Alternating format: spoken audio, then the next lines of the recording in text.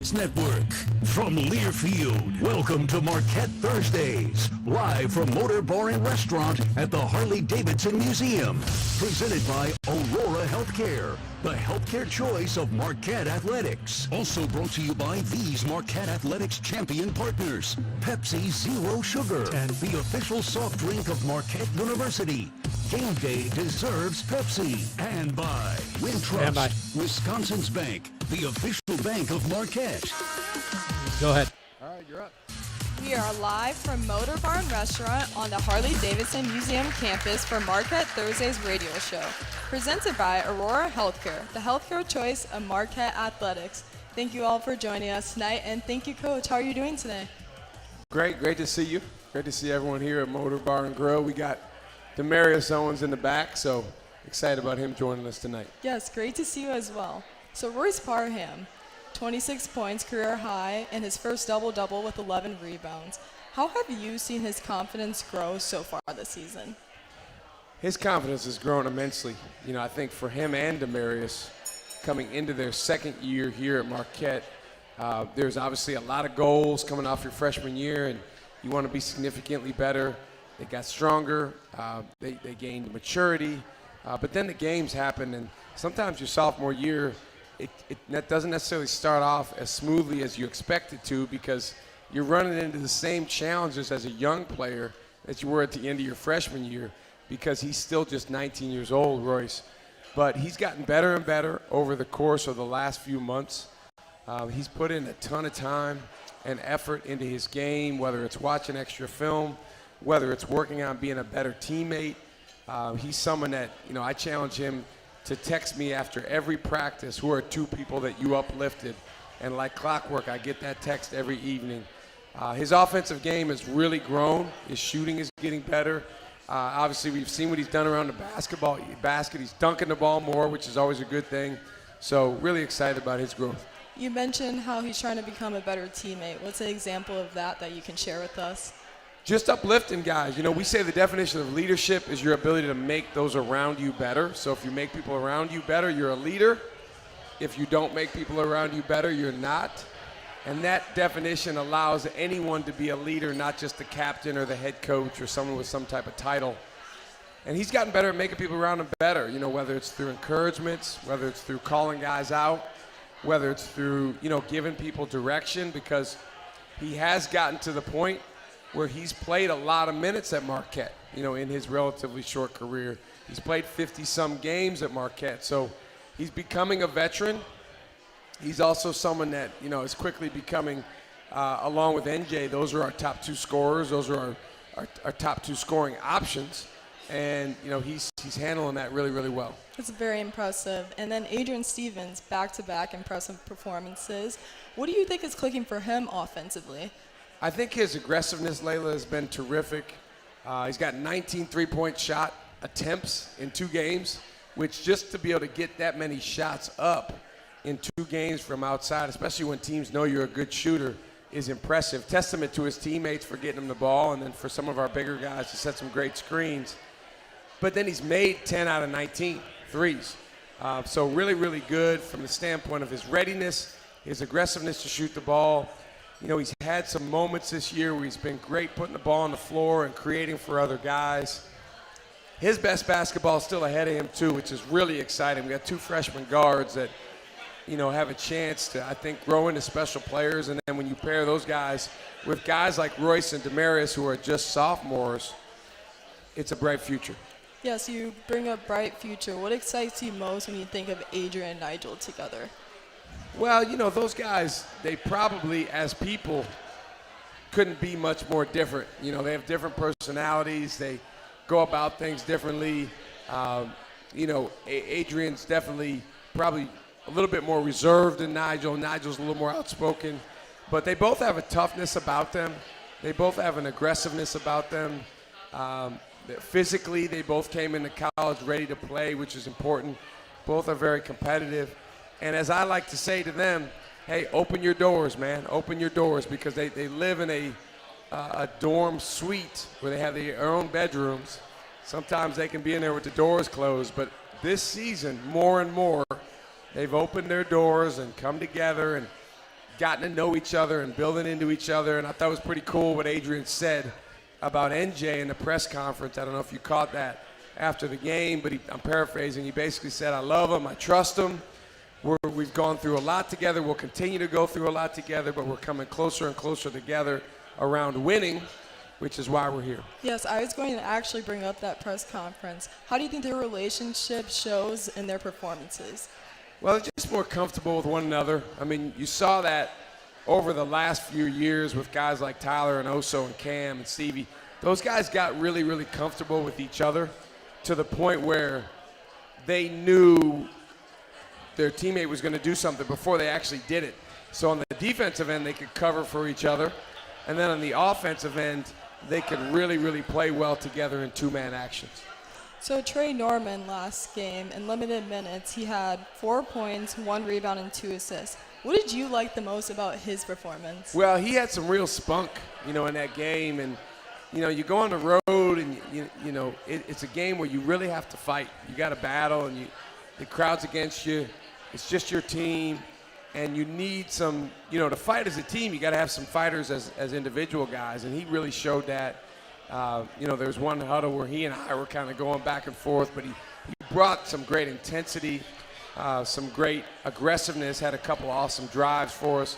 He was a big part of spurring that run that we had, to go up 9 with about 6 minutes left in the game. And so you see a lot of signs from our team and from individuals like Trey in terms of affecting winning, but then you got to finish the game off in order to create the actual win. Yes, for sure. And big win for National Marquette Day this past Saturday. What did you like the most about the team's performance on such a big stage?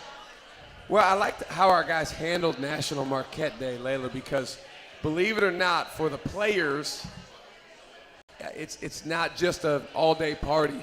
For the players, let's be honest, what makes National Marquette Day a great day at the end of the day is if we win. Everyone's happy if we win. And the players can kind of feel that. So I always tell them, man, hey, we got to lead the way with our energy. Our fans, the crowd will reciprocate. The stadium was awesome.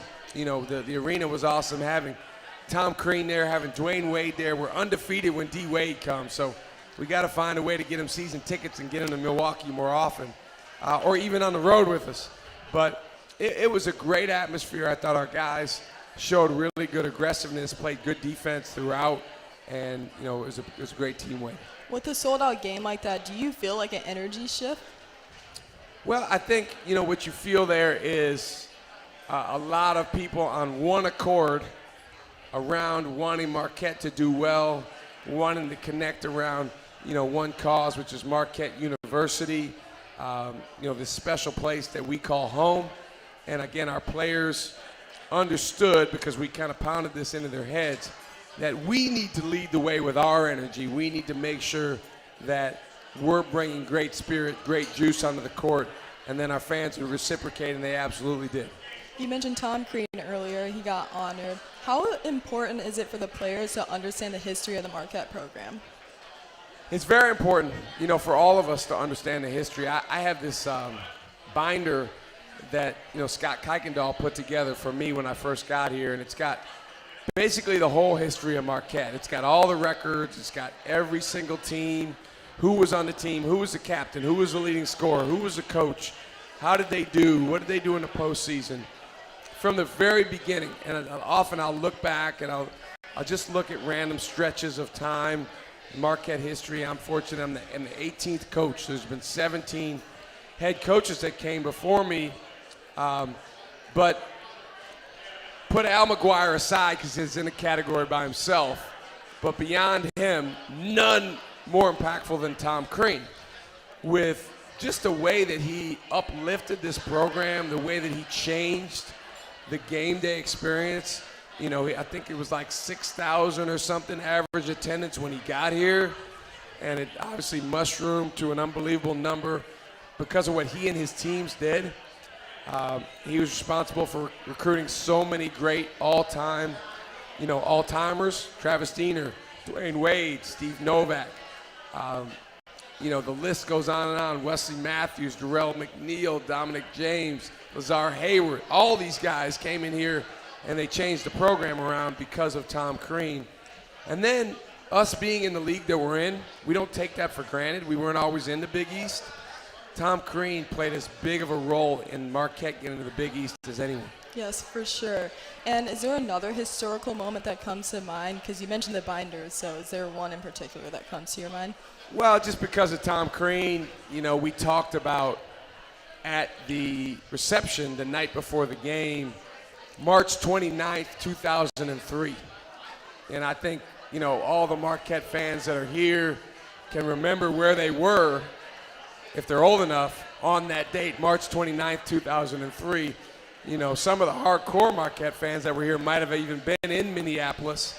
I was in my apartment as a young 25-year-old, you know, not even assistant coach yet. I was a video coordinator, but I watched that game and I saw Dwayne Wade light up the screen and Rob Jackson dominate and Marquette dominate Kentucky to go to the Final Four. So since we're on a theme of Tom Crean, that's definitely a date that rings around in my head. That's super fascinating. Marquette fans, don't forget to sign up for Third Space Brewing. It's over there next to the ESPN Milwaukee table. You have the opportunity to get a prize. There's nothing like a sea of blue and gold when you are catching your Golden Eagles live and in color. Get tickets all season, even if it's last minute, at Ticketmaster, the official ticket marketplace of the Marquette Golden Eagles. Hear more from Coach about the Marquette team after the break. We'll be right back for more from the Motor Barn Restaurant, home of Marquette Thursdays. Hey, Golden Eagles fans.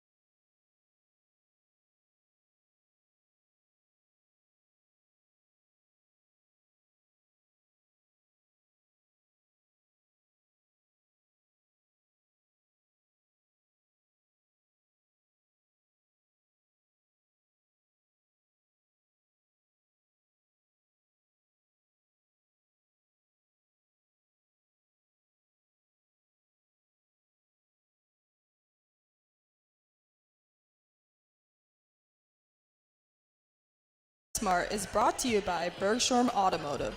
Bergstrom Automotive, driving Wisconsin forward and proud to stand with Marquette Basketball. Marquette fans, don't forget you have 6 more days to celebrate Mardi Gras at Motor Bar and Restaurant. So, Coach, Chase Ross, 200 steals. What word comes to mind defensively when you hear Chase Ross? Playmaker. He's a defensive playmaker. He's a guy that, he has a knack for getting his hands on the basketball. He has a knack for coming out of nowhere and making plays. It's one of those things as a coach where you got to let him freelance a little bit, but then you also have to continue to help him understand when you got to be disciplined and stay sound. It's a fine line, but he usually makes the right decision in those moments. I can totally see that. And Chase has the opportunity to pass Doc Rivers since he's at 201 steals right now.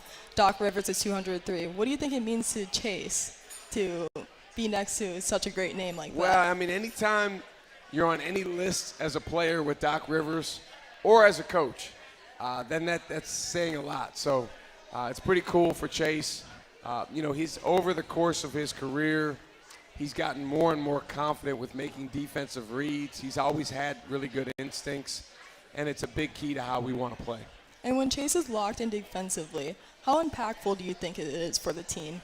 Oh, it's huge. It's huge. And, this year we've asked a lot of him on both ends of the floor, but I think one thing that's important for him to remember is that his defensive identity is part of what makes him special. So no matter what happens on the offensive end, and no matter whether things are going great or not as well, if he can lean into that identity and that anchor trait of being a defensive playmaker, that makes him go and that makes us go.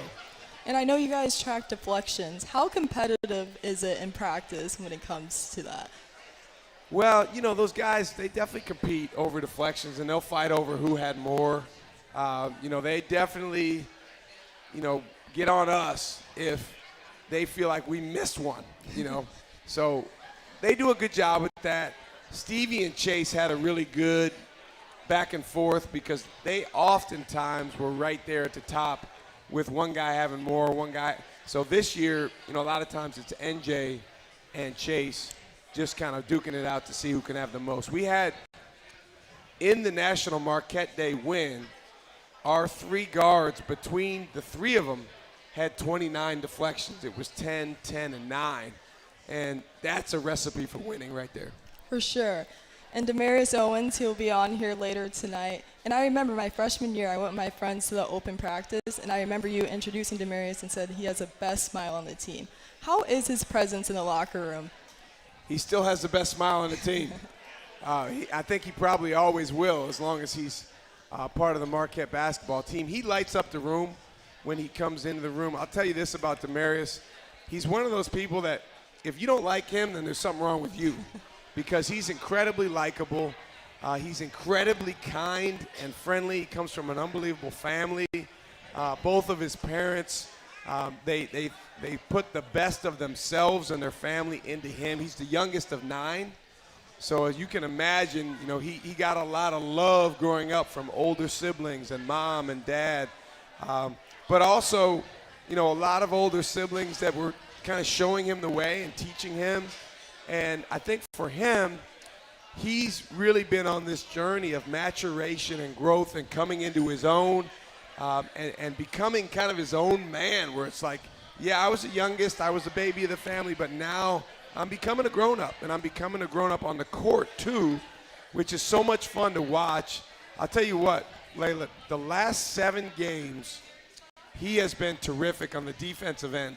And, I told our team today, a lot of times players evaluate themselves offensively, and I understand that because that's, a lot of times how the outside evaluates them. But he's done a terrific job getting his hands on the basketball. His deflection interval is going up, and he's done a good job taking on individual matchups from the other team.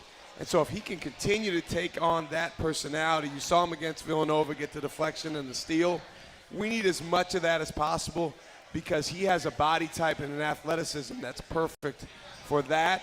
And I think that'll help his offense continue to grow as well. Yes, I was going to bring up his defense. What have you liked about his defense so far this season? Activity, the ability to take on a challenge, getting his hands on the basketball, being versatile, being able to guard different guys. Sometimes we'll play him on a smaller guard. Sometimes we'll put him on someone that's 6'8", but he has that type of versatility. He's done a great job with Todd Smith in the weight room, getting his body to the point where he can take a bump and give a bump, and that's really exciting. And I think it bodes really, really well for the next phase of his career as he continues to get strength and get his legs under him. Remember, Layla, he did not have an offseason last year because he had surgery, so he didn't really get cleared until late summer. I'm really excited about, you could see him by the game growing, and he's a great teammate. He's a phenomenal teammate in terms of the way he impacts his guys. His best basketball is ahead of him, and I'm so grateful and excited to be his coach. And he's in the gold range defensively. Can you explain to the fans what does gold mean? He's in the gold. The last 7 games he's been in the gold. So you're either in the red or you're in the gold. Mm-hmm.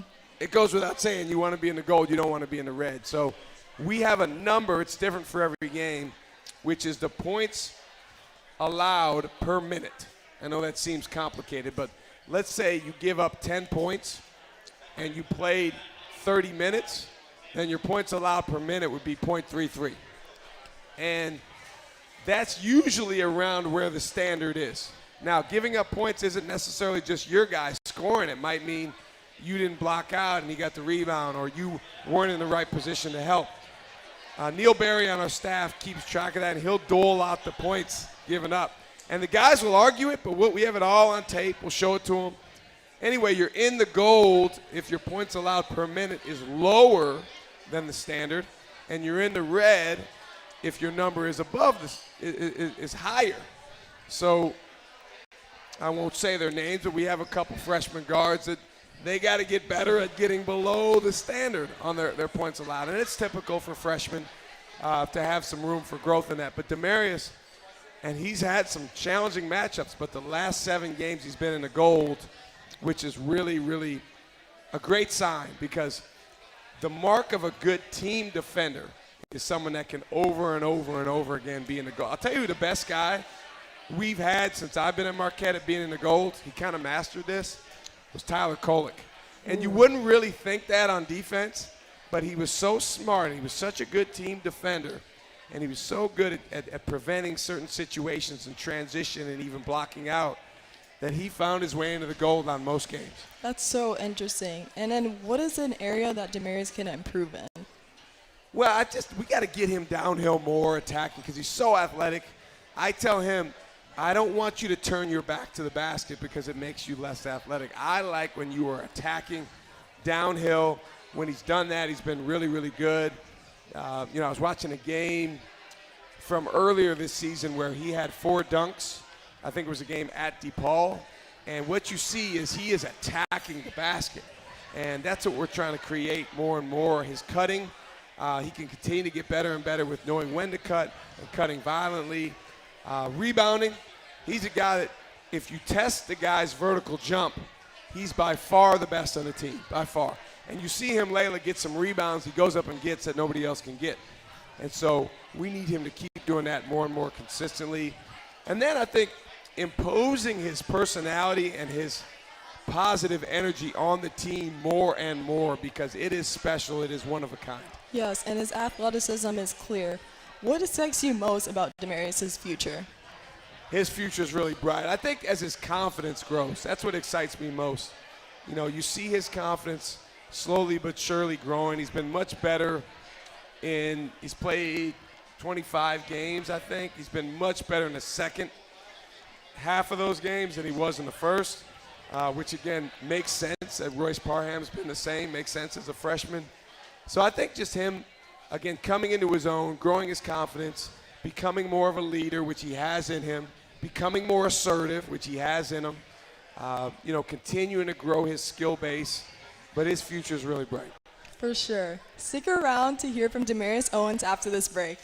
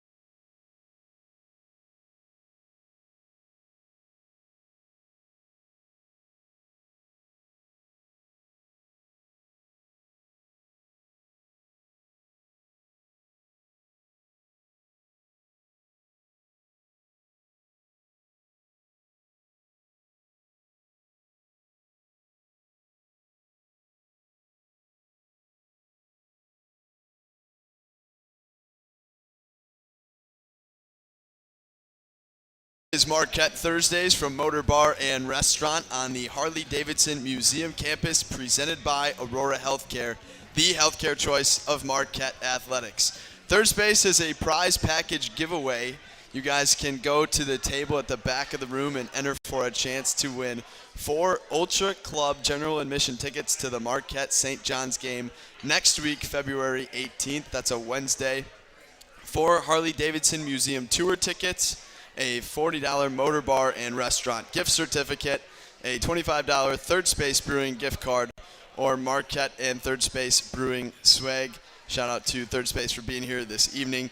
Tonight's Marquette player interview is brought to you by Wintrust, Wisconsin's bank, the official banking partner of Marquette University, and home to Marquette checking with free ATMs nationwide.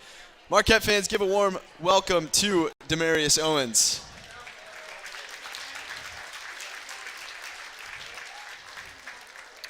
So Damarius, getting started, talking about your recruitment and commitment a little bit. How did you end up here at Marquette?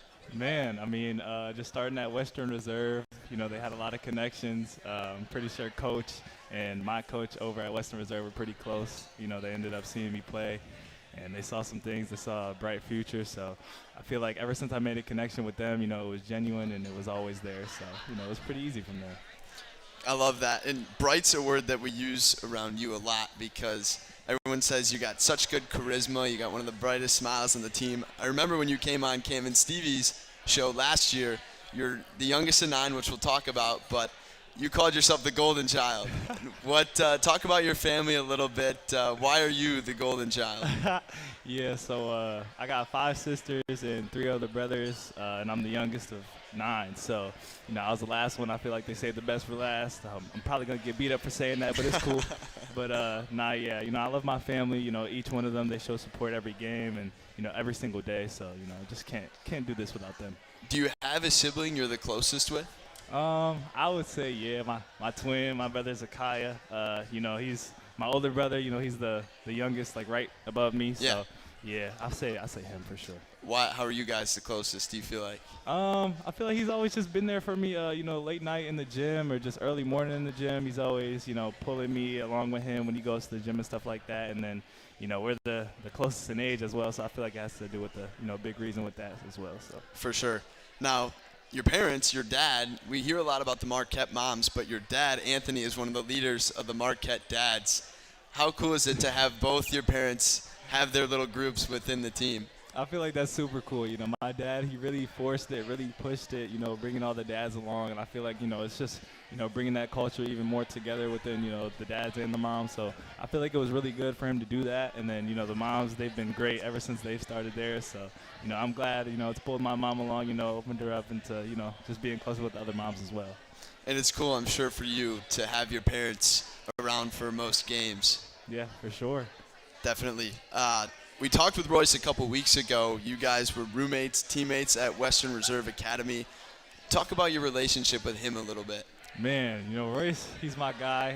This is about to be, you know, our third, well, yeah, this is our 3rd year being together, especially being roommates. He's been my roommate my senior year in high school and then, you know, my freshman and sophomore year here. So, you know, me and him are great. You know, being on the court with him is great. He's a great player. You can see that development, you know, growing every single day. So I'm really proud of him, and I'm just excited for our future together.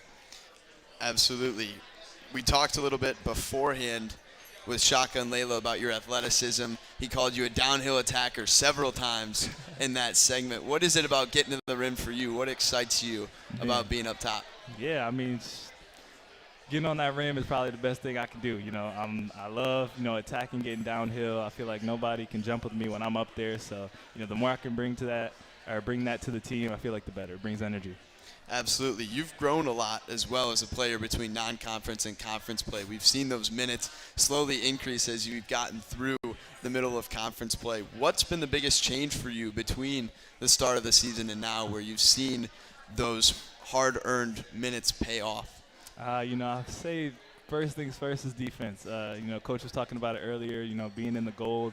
You know, the more I can stop, you know, whoever I'm guarding from scoring, I feel like the better. And then, you know, it's also just helped me help my teammates as well when I'm out there on the floor with them on defense. So I feel like defense has been really good for me. For sure, and you've declined the deflection interval. when you buy into that havoc defense that coach preaches, what is it about deflections that does so much for you guys on that end of the floor? Man, I mean, the more we can get our hands on the ball, the better. Just like last game, I know a lot of you guys saw, the deflection into the dunk, that just brings a lot of energy for our team. So, the more I can drive that, the more I can climb up that ladder, the better for all of us. Absolutely. You've battled different adversity, injury-related stuff. How have you found more consistency in the second half of this season? Just practicing every day, staying in with my teammates, the injury stuff, getting that out of my mind, knowing that, God has given me a body that I can trust in. I feel like it's been really good for me. So just trusting that and then just going after it with all I have. Absolutely. What would you say, you've been here for almost 2 years now. What's been the biggest thing you've learned since freshman year, since the second you stepped on campus? Man, you just got to be ready. Readiness is probably one of the biggest things, within college basketball. I feel like, the more ready person, the more ready team they're going to win for sure. Absolutely. Now, guys, Damarius is going to be at Piggly Wiggly in a couple weeks. Yes, sir. Don't forget to stop by the Fox Brothers Piggly Wiggly in Saukville to meet Damarius, Royce, and Nigel James and Adrian this Sunday, February 15th from 1 to 2 p.m.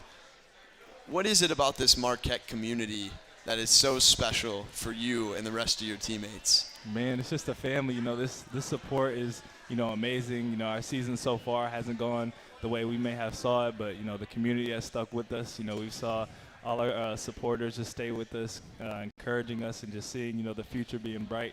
And, we want to play our best basketball late in the season. So, we're climbing and we're staying together. No doubt about it. You guys are heading to Cintas this weekend. It's a tough environment. Do you have a place in the Big East on the road that you think is the toughest place? Or when you see it on the schedule, like, I can't wait to go back there? Man, when we go see them Johnnies, bro, over at I just blank. Madison Square Garden. MSG, yes. Whenever we see those Johnnies at MSG, seeing, going into that place, feeling that energy, it's amazing. It's like no other. So, going to MSG is probably one of my favorite places for sure. And with the Big East tournament, too, you got even brighter lights on you when you're there for the second time of the year. Yeah. What's that experience like for you playing in a bigger tournament in the postseason under the MSG lights? Man, it's amazing. I feel like, it's been a dream ever since I was young. So just being out there and, being able to go out there with my team and just, compete for a win, I feel like it's like no other. Motor Bar and Restaurant at the Harley Davidson Museum is the place to be for all Marquette fans this season. Make sure to join us on select Thursday nights throughout the season to hear from head coach Shaka Smart and his players. Our next show is February 19th when Caden Hamilton will join us here at Motor Bar and Restaurant. You've grown a lot already since the start of the season. As we get through the last couple weeks of the regular season, you head back to MSG in the middle of March for the Big East tournament. Where else do you want to see yourself grow? Man, of course the offensive end, I'm staying with that process, watching shots go in, holding my follow through and just continuing to attack. You see a lot of our young guys, really getting confident on the offensive end. So just joining that party over there. And then, on defense, we're going to stay together and we're going to lock in. Absolutely. You're known as a downhill attacker. You like to rock the rim, but you got a nice outside jump shot as well. When you can combine that level of versatility and have all three levels scoring, what does that unlock for you on the offensive end? Man, just the ultimate confidence. When you see a couple go in from outside, it's going to force the defender to run you off the line. And then inside the paint, I already said it before, I don't see anybody jumping with me. So, just going in there, just going to get some dunks for sure.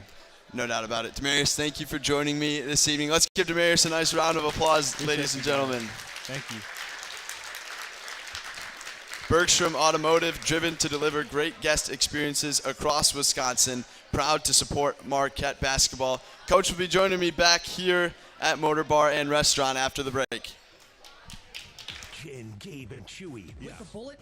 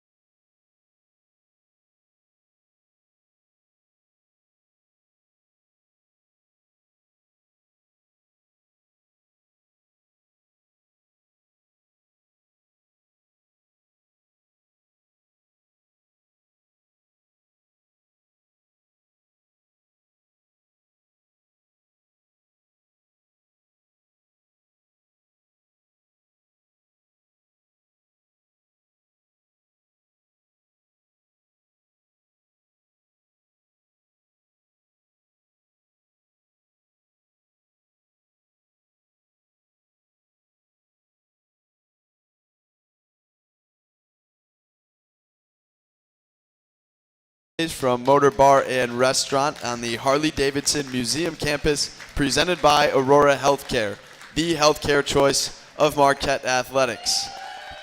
CareSource is a nonprofit health plan that leads with heart. As part of an ongoing commitment to investing in the people in the communities they serve, they're proud to partner with Marquette Basketball to support Sharp. For every assist made, CareSource will contribute $10 to Reading with the Golden Eagle program. As of today, Marquette has 386 assists so far this season. Coach, thank you for joining me back up here. Welcome back to the show. Getting ready to head to Ohio this weekend in Xavier. When you guys head onto the road, you got that road mentality, especially in the Big East. What does it take for you guys to get a win on the road? 40 minutes.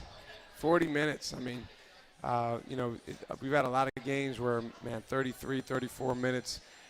But you got to finish it off. And, I was walking around in one of the tables, and they said, tell the guys in the huddle just to breathe, at the end of the game. So it's actually not bad advice. We do sometimes just, hey, take a few deep breaths. But I think our guys are making progress. I think the aggressiveness with which our guys played the other night to scrap out plays, to build a 9-point lead that we had in the second half, we just have to do that more. We have to do that more, but I think the connectivity, you really have to have that on the road because you don't have your home floor, your home crowd. I think the communication on the floor is incredibly important.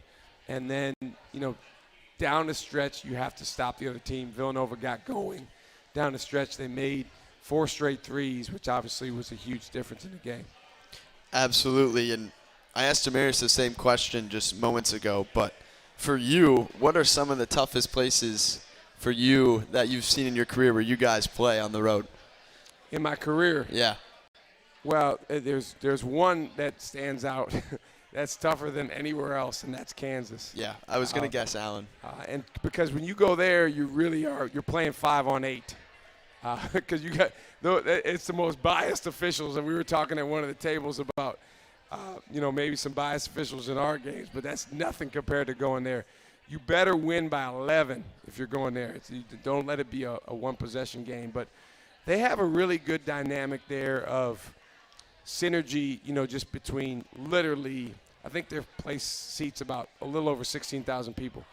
Literally every person in that building is on the same page in terms of like their chants and their cheers and the things that they do. So that's probably the toughest place that I've ever coached. What about in the Big East here? Honestly, it just comes down to the team. The place is tougher if the team is really tough. So, UConn's been a challenging place to play. Creighton is a place that's really, really hard to play. But, I think in our league, every venue can get going. They all have different challenges just depending on the team. But at the same time, when our guys are connected around each other, I think that gives us a chance to go into any venue. When you look back at your time on the road with Marquette, what are some of your favorite moments being on the road so far in your time here? Well, my favorite moment by far in terms of the road games we've played was at Creighton. The year we won the Big East, 2022-23. And the backstory of that was the year before is the one game where I kind of didn't play Tyler Kolek down the stretch. And he was so mad at me. He would have thrown me off the airplane if he could have, going back to Milwaukee. So that was the year before. And, of course, when we went back, he has a memory of an elephant. Like, he's going to remember everything. And, now he's in the midst of a Big East Player of the Year type season. And we go there, and we were down as much as 12 in the first half. We were down 8 at halftime. Our guys played phenomenal defense for about a 12-minute stretch to start the second half. And then we just kind of hung on, and Tyler made some great plays down the stretch. There was some stuff going on with the crowd and our bench and all that, and it was just a very euphoric feeling when we were able to win the game. Outside of Marquette, your coaching career as a whole, what has been one of your favorite road moments? There's been so many. We were able to beat Kansas my last year at Texas pretty convincingly. So since I just told you that's a hard place to play, that was a lot of fun. We had a game the year we went to the Final Four of VCU at Wichita State. which is also an extremely challenging place to play. They call it the Roundhouse because it's like just this round arena that it kind of seems like a almost Roman Coliseum feel. Huge win there. So there's just, over the years, a lot of games you remember. It's hard to win on the road, as this year's team has learned. But that means when you do win on the road, it's very, very special. And I feel like especially more so in college basketball, right? I mean, the environments are just insane. I mean, Fog Allen is obviously the cream of the crop, but going in the road at Mackey and other places as well, it's so tough. Statistically, it's the most imbalanced sport and level of any. So in other words, college basketball, the home team wins more of the time than in any other sport or any other level. And I do think that is because of the venues and because, in a lot of ways, those fans are on top of you. And it's part of what makes Fiserv special. It's a hard place to come in and win when our team and our fans and everyone are all connected around it, doing everything we have to do to win. No doubt about it. So 91st meeting coming up with Xavier in Cintas this weekend. When you look at the history that the Big East itself has, where these teams are playing each other hundreds of times, what does that mean for you, and how is that reflective of the culture of the conference as a whole? Well, when we go to these games, I'll look at that, like how many times the team has played, and then I'll look at what the record is and who won in different times. But honestly, it's more about recent history for, I think, our guys and even our fans. It's about, maybe you look back at some games from recent times or the last few years. Or maybe, a decade ago there was this unbelievable win when, Marcus Howard went nuts or, this happened. But, the ball goes up in the air and then all that goes away and it's about this 40-minute game, for us on February 14th, 2026. And that's the special thing about being a player or being a coach in this moment of time, is that we get that opportunity right now to go see what we can do at Xavier. Absolutely. I mean, some of my favorite memories since being here have been against Xavier. Obviously, the Omax tip-in, beating them to win the tournament in Madison Square Garden. Your guys' first Big East win of the season came against these Musketeers. When you look ahead to the matchup this weekend, what do you guys try and exploit differently or attack them in a different way? Well, I think both our teams have gotten a lot better, actually, since we played them in early January. A big key is transition for both teams. Both teams do a good job getting out in transition. We got to make sure that we try to limit that from them. We get back, we get a hand up. Their starting lineup, they play 5 guys that can shoot the 3. So we got to make sure that we're contesting the 3. Number 1, Messina Moore for them, had a heck of a game against us last time. Not only did he make 4 threes, but we fouled him on 2 other threes. That's a no-no. So we've got to do a good job there. Trey Carroll's the leading scorer in the conference, both in league games and overall, number 12. So we've got to do a good job trying to make things at least difficult for him. You're not going to hold a guy like that scoreless, but you got to do everything you can to make his baskets hard. And I think for us on the offensive end, moving the basketball, again, getting out in transition, sharing the basketball, getting the ball to multiple sides, and then living in the paint is a big deal against Xavier. Absolutely. And when you mentioned that both teams have gotten better, where do you guys feel like you have gotten better since that first Big East win? I think in a lot of ways, I think our in-game culture is better, the way we act, interact, and respond in the game, which sets up what you're doing on the defensive end and the offensive end. Our guys' connectivity is better.